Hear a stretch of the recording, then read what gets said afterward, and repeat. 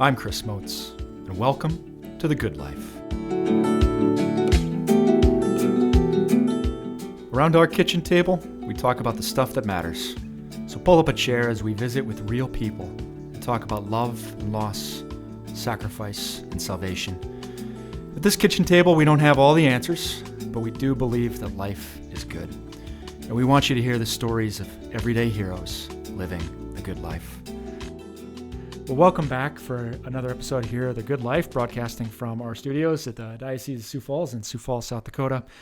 Really delighted that you've decided to join us again for another episode here. We are joined this week by a friend of mine. Elizabeth Nagel is a Sioux Falls wife and mother. Has got just a beautiful, beautiful family life. And she's really been touched by care that's been extended to her after suffering from miscarriage, which is something that many families have experienced. My own family has, but there's a particular outreach that's really been made available to her. It's been really touching. It's been in the news lately. We'll get into all of that. Elizabeth, welcome to the show. Thanks, Chris. Well, I'm just so glad you're here, and actually, this is. We love hearing from listeners about possible story ideas. This was this story that was sort of raised to us of like, hey, let's actually talk about this. For people that have never heard of the Angel Lee Cronin Foundation, it was in the news recently. We'll get into that. But before we kind of get into the whole story, where we like to start with all of our guests, Elizabeth, is just like take a step back and give us a sense of who you are, where you grew up, what family is like, and growing up, and what family is like now. Yeah. So my name is Elizabeth Nagel. Some people know me as Beth. But when I got married, I had to go a little bit more towards Elizabeth because my sister-in-law is actually Beth. Okay. That's her name. Okay. So this town wasn't big enough for the both of you. So. No, it wasn't. And maybe one day when she gets married, I'll be able to go back to Beth. But I've kind of transitioned to a little bit of Elizabeth more so. But I grew up in Sioux Falls. I graduated from O'Gorman High School, so Catholic all my life. My parents raised us very well in the Catholic faith. My dad taught RCIA for like 15 or so years at St. Michael's. Yep. And RCIA, sorry to interrupt, just for any listeners out there that aren't Catholic, RCIA is sort of the class that if you're thinking about becoming Catholic or want to learn more, it's the class that you go take where they kind of present all the tenets of and doctrines of the Catholic faith. Yeah. So your dad was teaching that. And I actually taught 2 classes when I was in 2nd and 3rd grade. Okay. I taught it on reconciliation. All right. It was like a 5-minute thing. Nice. I don't know. It was kind of fun, But faith was very much part of your family life growing up. Very much so. Even like with sports and stuff, all my sisters and I were competitive swimmers, and so Dad always knew exactly what time masses were wherever we were at. Yeah. And what Catholic church was. I remember one time we were in Spearfish for the state swim meet, and it was winter, and we just kept driving around. We could not find the Catholic church, and my dad jokingly said, like, I guess we'll have to be Lutheran because there's a Lutheran church there. And then he miraculously found it. So okay, and what's your dad's name? We got to give your dad a quick shout out. David Honor. David Honor, what a great dad! Thank you. You just crushed it. Mass every Sunday. That is actually a really important witness for kids, especially of like, even when we're on vacation or traveling for sports. Nope, we're gonna get to church. It's like so important to worship well. So yes, that's great. Yeah. So and then I went to SDSU after I graduated. That is where I met my husband, Alex. So we met at the Newman Center. Okay. So go Jacks. All right. For sure. Are you a Father Dickinson sort of match made in heaven there? Yes. That's great. Oh, good. So Alex and I have been married for 7.5 years. Okay. We got married on the best date, May 13th. Okay. 2017. All right. The 100th anniversary of Our Lady of Fatima. Yeah, a little Marian feast day right there. A big anniversary. That's great. Yep. Oh, that's awesome. Where's Alex from? Is he from Sioux Falls? He is from Gettysburg, South Dakota. Gettysburg. Yep. Okay. So small farm and ranch for him. Yep. So awesome. Moving to the big city of Sioux Falls was something he did not think he would ever do. Yeah. But No, it's beautiful. Yeah. And a shout out to any listeners up in Gettysburg. I know you're up there, so it's beautiful. Maybe just to your own family life, married 7.5 years. You tell us about, kind of just jumping right into married life and children. And your oldest is Maria. How old is Maria now? Yeah, Maria is 5. Okay. Yep. Okay. After Maria was born, you had trouble bringing another pregnancy to term. Do you want to just share with us? Yeah. I don't want to put words in your mouth, but maybe just share the story of miscarriage too. Yeah. So we actually really struggled to conceive Maria. Okay. So it took us 10 months to conceive her, and so we had that first initial battle of infertility type of thing. Sure.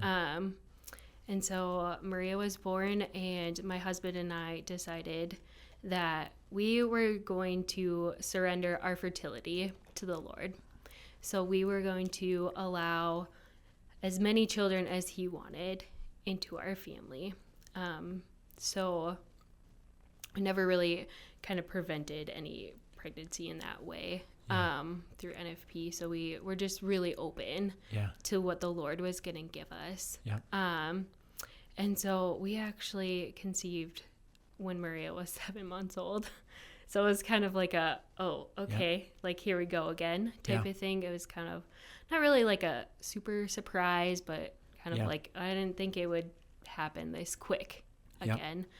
And then about a week after, I started bleeding. And the hardest part, I think, for that one was I didn't really have an OB because Maria was delivered by Dr. Ritter. Oh, yeah. So he was like, Maria was one of his last babies that he ever delivered. Sure. And so he was like, I don't deliver babies anymore, so now you got to find a new doctor. Sure. So I was just trying to get established with a new doctor and stuff like that. And so I never actually got to meet her at that point because we did the lab tests and my levels weren't quite high enough and they weren't rising appropriately. And so it was pretty much they told me to expect to miscarry. Yeah. And I was actually at work when I got that phone call. Oh. So I worked at Avera as a dietitian. Yeah.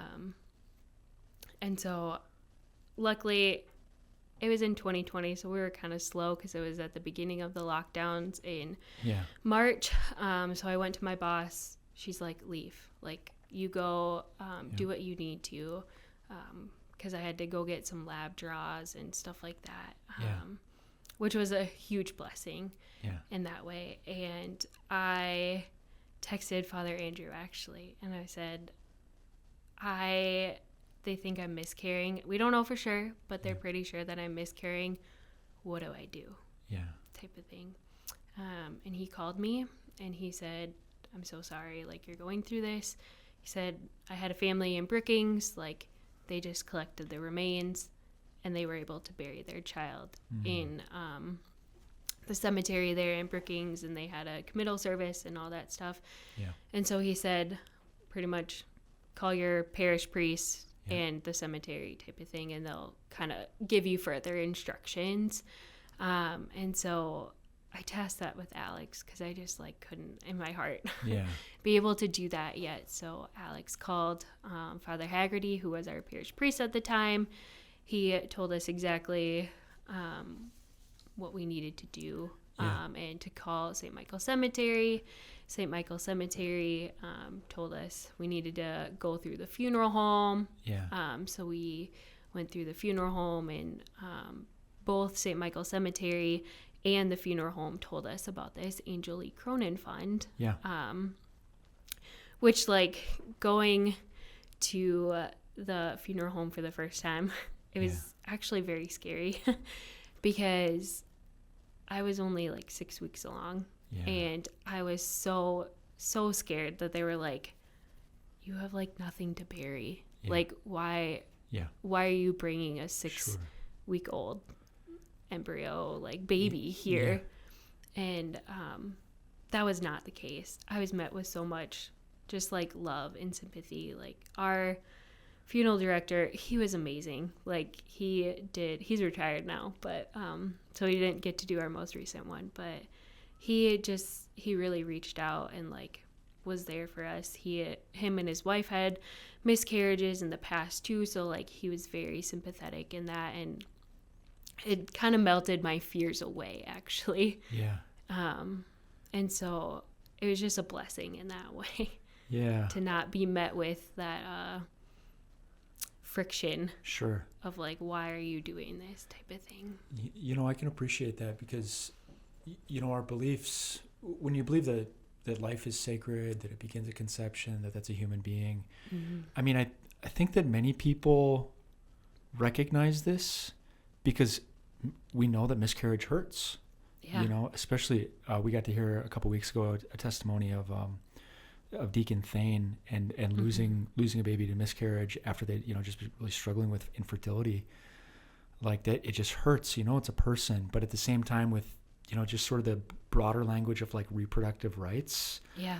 Where there's sort of this political discourse out there in our country that insists that like, well, that's not a person. Yeah. So we can kind of wonder when we step out, you know, into the world, into these places, like, well, what sort of response am I going to get? So to get this response of just like compassion and love, what a gift. Yeah. It was very unexpected in my way, like in my view. I just remember like almost in tears on the way to the funeral home, not only just because of the hurt of having suffered a miscarriage, but just like, are they going to laugh at me? Yeah. Or are they going to be like, I'm sorry, we can't do that for you? Yeah. Type of thing. So yeah, it was very a blessing for sure.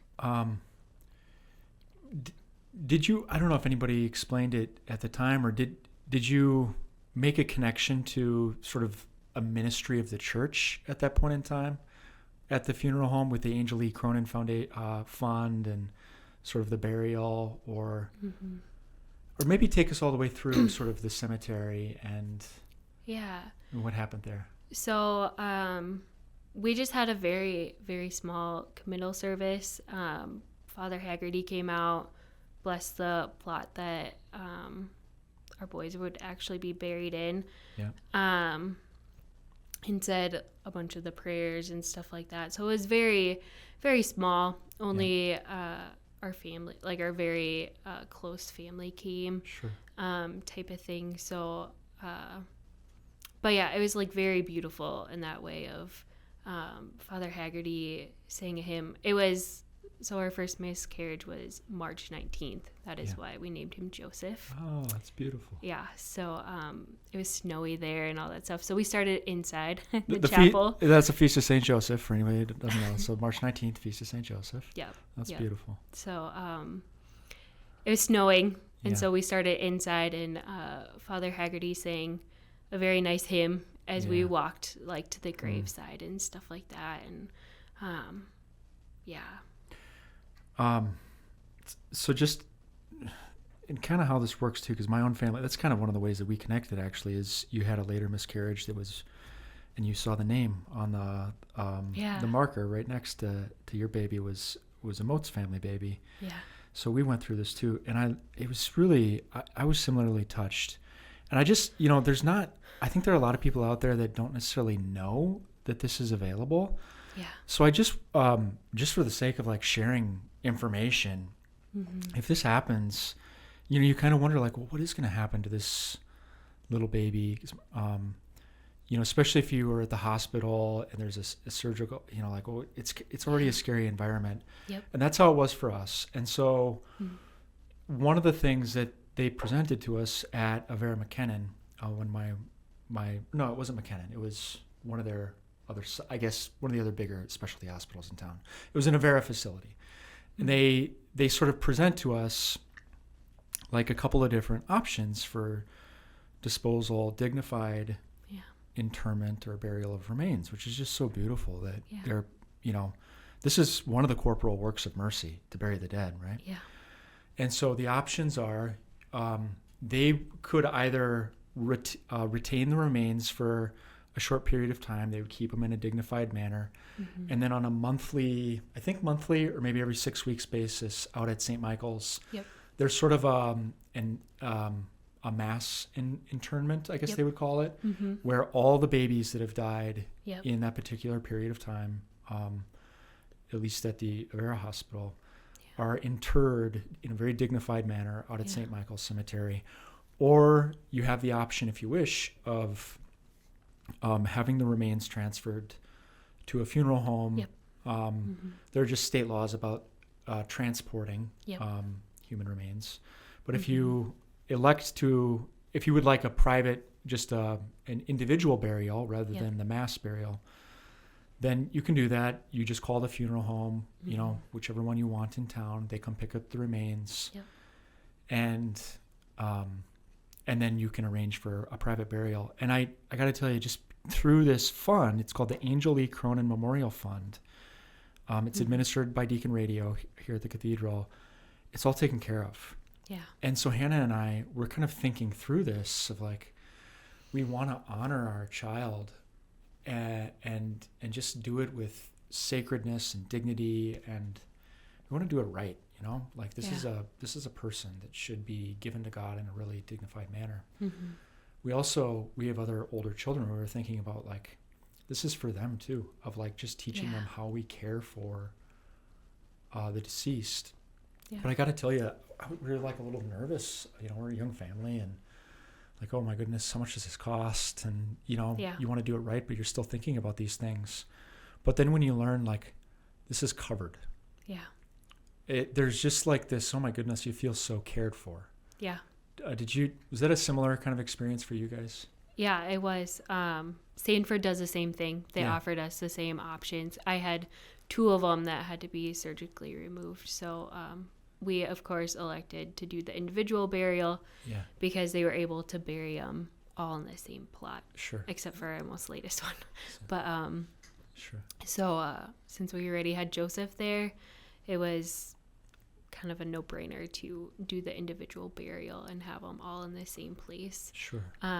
But yeah, I agree because especially for our kids, like our kids that are here, that's their sibling.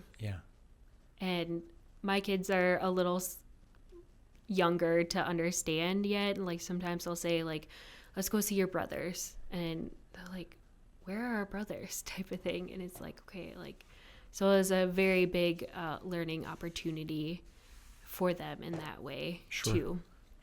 But yeah, being cared for sure. I joined a miscarriage support group on Facebook, like a Catholic one, and it is actually very rare to have this opportunity in a diocese. A lot of people from all over the U.S., they have to buy their own plot and they have to pay their own gravestone.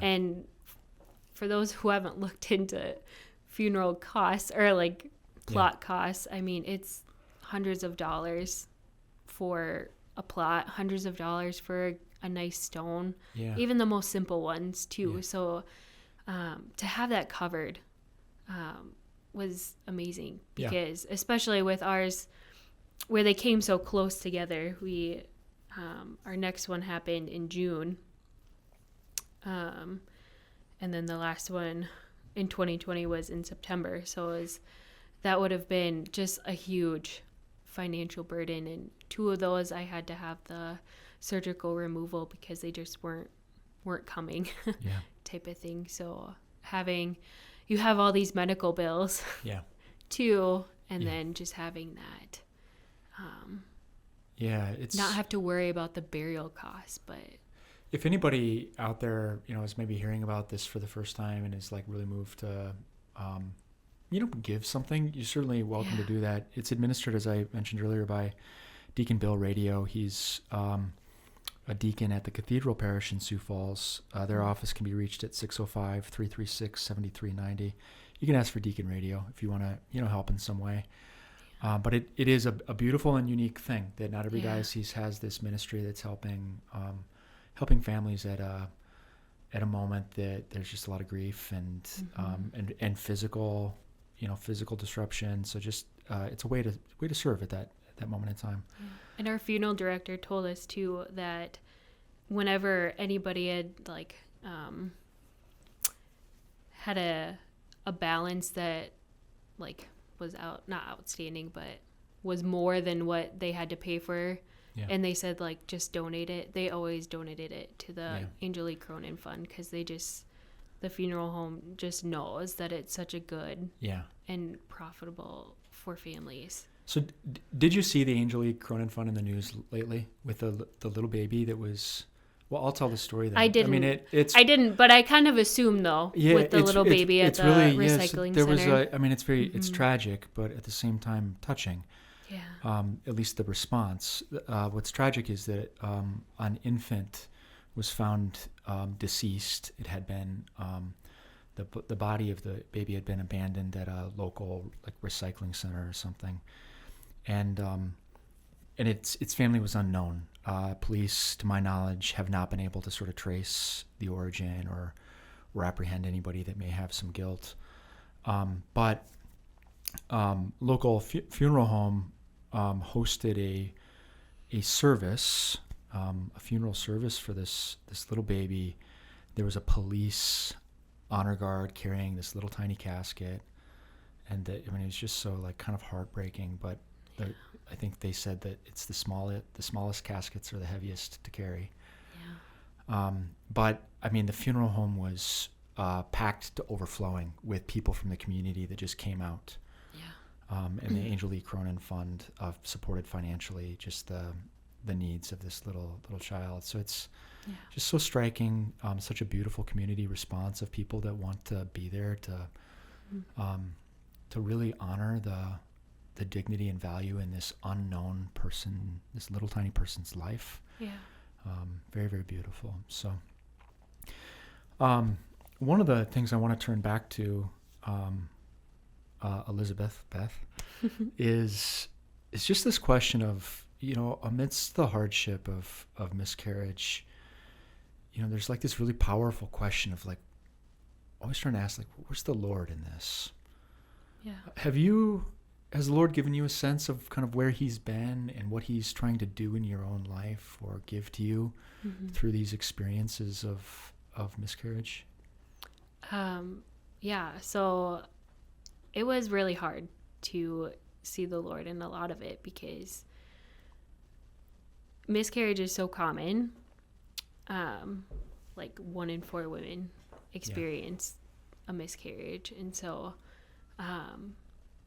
but for me, I felt very alone at times, because not only was I 1 in 4, but I was 1 in 1,000 that miscarried not once, not twice, but 3 times in a row within a 9-month time period. And so I did feel very alone in that. But the Lord always put on our heart to, and especially mine, was to just trust, to trust in him. And with that trust, we conceived Veronica, who is our triple rainbow baby born after miscarriage. And she was such a joy, and still is. Very wild 3-year-old. But you could almost see like her brother's like spirit and heart and their craziness.